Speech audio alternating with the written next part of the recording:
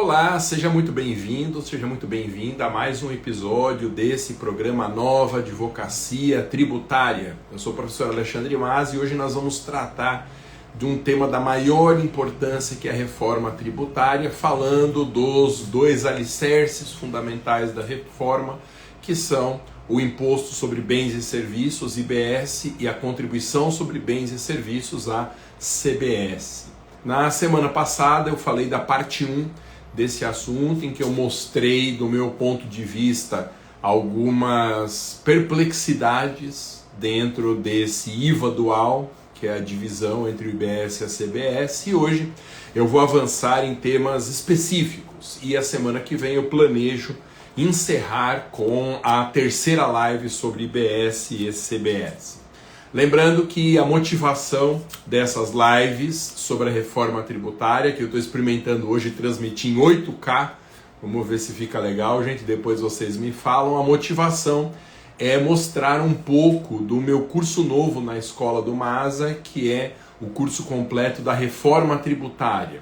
Dentro desse curso eu abordo as duas fases da reforma, tanto a emenda constitucional 132, como a complexa Lei Complementar 214. A carga horária do curso é de 8 horas aula, sendo que eu já entreguei 6 horas e meia, então fica faltando 1h30 que eu vou disponibilizar nas próximas 4 semanas. A parte da emenda 132 já está 100% liberada. Esta semana aqui eu liberei a aula 3 da Lei Complementar 214, que é justamente sobre o IBS e a CBS parte 2, e a aula de hoje é um resumo dessa aula 3. Bem, quais são os pontos aqui que rapidamente eu selecionei para abordar sobre tanta coisa na Lei Complementar 214? Primeiro, falar um pouco sobre responsabilidade tributária e solidariedade na reforma tributária. Responsabilidade tributária é uma condição especial de devedor. É alguém que tem uma obrigação pelo fisco, perante o fisco, sem ter realizado o fato gerador. A legislação às vezes faz isso, ela elege alguém que não realizou o fato gerador para fazer o pagamento em nome de terceiros. E por que isso acontece? Quando é mais fácil para o fisco cobrar desse responsável do que do próprio contribuinte. Solidariedade, você conhece, é um instituto jurídico pelo qual eu posso exigir de um dos devedores a dívida toda. Bom, a Lei Complementar 214 estabeleceu um importante caso de responsabilidade tributária envolvendo as chamadas plataformas digitais, sejam elas nacionais ou estrangeiras. A situação das plataformas digitais que tomaram conta da nossa realidade comercial nos últimos anos, essa situação estava precisando mesmo de uma regulamentação mais específica, e a reforma cuidou das plataformas digitais, sejam elas nacionais ou estrangeiras. Elas têm o dever de recolher o IBS e a CBS, devidos pelo fornecedor, referentes à operação realizada pela sua intermediação nas seguintes hipóteses. Bom, no curso completo da reforma tributária, eu mostro alguns caminhos de tese dentro desse assunto, se nós quisermos advogar para as plataformas. Todos os meus conteúdos são voltados à identificação de teses, porque são conteúdos para a advocacia. E o artigo 22 da Lei Complementar 214, do meu ponto de vista, ele é o celeiro de muitas teses tributárias. Por quê? Você responsabiliza a plataforma pelo pagamento de um tributo de cujo fato gerador a plataforma não participou diretamente. Ela não é nem credora nem devedora dessa relação jurídica, ela faz apenas a intermediação. Então eu tenho dúvidas se juridicamente essa hipótese de responsabilidade ela sobrevive a uma análise um pouco mais detalhada do regime de solidariedade do Código Tributário. Diz o artigo 22 em seu inciso 1 que as plataformas respondem solidariamente com o adquirente ou em substituição ao fornecedor, caso esse seja residente ou domiciliado no exterior. 2. Solidariamente com o fornecedor, caso esse seja residente domiciliado no país B, seja contribuinte ainda que não inscrito. E C, não registre a operação em documento fiscal eletrônico. Mas o que se considera uma plataforma digital? Uma plataforma digital é aquela que atua como intermediária entre fornecedores e adquirentes nas operações de importações realizadas na forma não presencial.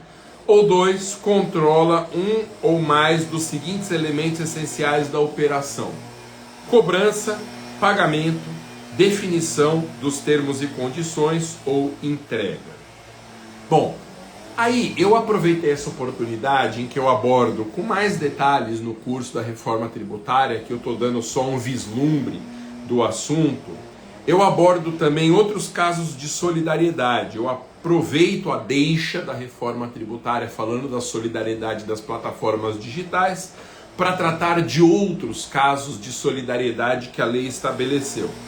Então o artigo 24, no inciso 1, diz: são solidários também a pessoa ou entidade sem personalidade jurídica que a qualquer título adquire, importa, receba ou dá entrada ou mantém em depósito bem ou toma serviço não acobertado por documento fiscal idôneo. 2, inciso 2, gente, esse para mim não resiste a um cotejo com as regras gerais do Código Tributário sobre responsabilidade. Veja isso: o transportador é responsável tributário, inclusive a empresa postal, em relação a bem transportado desacobertado de documento fiscal idôneo, quando efetuar a entrega de um bem em local distinto daquele indicado no documento fiscal, o leiloeiro também, e os desenvolvedores ou fornecedores de programas, olha isso, ou aplicativos utilizados para registro de operações com bens ou com serviços que contenham funções ou comandos inseridos com a finalidade de descumprir a legislação tributária. É claro que para o fisco, para a Receita Federal, para a Fazenda Nacional, para as procuradorias estaduais e municipais, isso aqui é uma bênção, porque você pode solidariamente cobrar o tributo de praticamente qualquer pessoa que tenha a mínima relação com essa operação de compra e venda via internet. Mas você responsabilizar solidariamente, por exemplo, quem faz o transporte por uma dívida relacionada ao bem transportado, me parece um excesso aqui, porque é alguém que está distante demais do fato gerador, que não tem uma relação jurídica com a situação que constitui o fato gerador, a justificar a cobrar ao transportador um tributo, solidariamente, um tributo relacionado à operação do bem transportado. Outro ponto que eu destaco no meu curso completo da reforma tributária sobre a reforma é a questão do nano empreendedor, uma palavra nova no nosso direito. É alguém que não se enquadra nem nas condições de microempresa, mas que de alguma forma a reforma tributária tentou regulamentar na esperança que da informalidade eles venham para a formalidade. Diz o artigo 26, não são contribuintes do IBS e da CBS, aí vem inciso 4 do 26, o nano empreendedor. Assim entendido, a pessoa física que tenha auferido receita bruta inferior a 50% do limite estabelecido para adesão no regime do MEI, previsto na Lei Complementar 123, que é a lei do Simples Nacional. Só para que você tenha uma ideia, é considerado nano empreendedor pela reforma e, portanto, tem isenção do IBS e da CBS quem tem uma receita bruta anual máxima de até R$40.500. R$40.500 por ano. Fazendo uma conta grosseira, é alguém que tem uma receita bruta na casa de R$3 a R$4.000 por mês. De fato, nano empreendedor é alguém que circula uma quantidade pequena de recursos dentro de um mês, mas se enquadra aqui na condição de isento do IBS e da CBS. Tem um outro ponto também que é interessante, que eu abordo no curso completo com mais detalhes, que é a condição, a disciplina normativa da restituição do pagamento de um tributo indevidamente realizado ou pago a maior. Meu amigo, a gente aprende em casa, quando a gente é pequeno, a não ficar com coisas que são dos outros. A gente não aprende? A mãe da gente não ensinou isso? Menino, o que é dos outros você não pode pegar. não pode roubar, pois é. Isso é intuitivo, está na base da nossa sociedade. Só que no direito tributário, quando um tributo é chamado de tributo indireto, que ele é pago por uma pessoa, mas repassado a um terceiro, são tão difíceis as condições estabelecidas para que você consiga essa restituição, que é quase uma certeza matemática de que se o tributo for indireto e ele for pago a maior ou indevidamente, a pessoa nunca mais vai ver a cor desse dinheiro. Isso se deve a uma norma que eu já critiquei muito no Código Tributário Nacional, que é o artigo 166, cujo conteúdo é o chamado princípio da repercussão. Em termos muito panorâmicos, o artigo 166 do CTN ele diz o seguinte: quando um tributo indireto é pago a maior, o contribuinte de fato, que é quem suportou o pagamento, embora não responda perante a Fazenda, ele não pode pedir de volta, porque ele não tem relação com a Fazenda. Sobra o contribuinte de direito, que é quem realizou o pagamento. Só que o contribuinte de direito realizou um pagamento a maior indevidamente, mas ele embutiu esse pagamento a maior indevidamente no preço da mercadoria. Então ele foi ressarcido. Então o que o artigo 166 do CTN diz? Olha, só tem duas situações em que o contribuinte de direito pode restituir um tributo indireto pago a maior ou indevidamente. Ou ele prova que não repassou, ou ele tem que ter uma autorização do contribuinte de fato para restituir em nome desse. Essas duas condições são praticamente irrealizáveis, porque se ele fizer prova de que ele não repassou, significa que ele sabia que estava irregular, tanto que ele não repassou. Agora, se ele sabia que estava irregular, por que ele pagou? Então essa é uma pergunta que fica no ar. A segunda condição é muito complexa também, porque eu preciso encontrar o contribuinte de fato. Às vezes ele é um consumidor entre dezenas e centenas que compraram aquele produto no varejo. Eu vou ter que localizar essas pessoas e conseguir uma autorização individual de cada uma delas para conseguir essa restituição, o que também em termos práticos é impossível.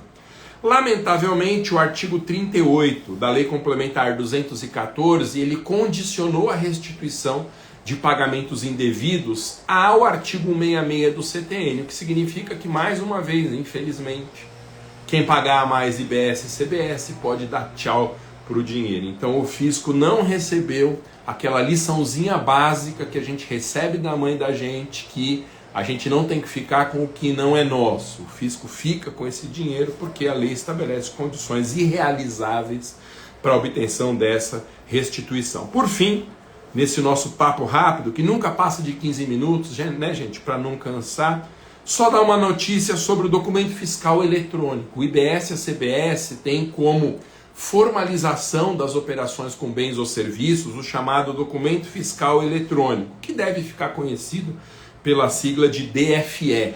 É o substituto da nota fiscal. Então, o sujeito passivo do IBS e da CBS, ao realizar operações com bens ou serviços, inclusive exportação e importação, deverá emitir documento fiscal eletrônico, mesmo que a operação seja imune ou isenta. Ou seja, o documento fiscal eletrônico equivale à nota fiscal nos tributos atuais.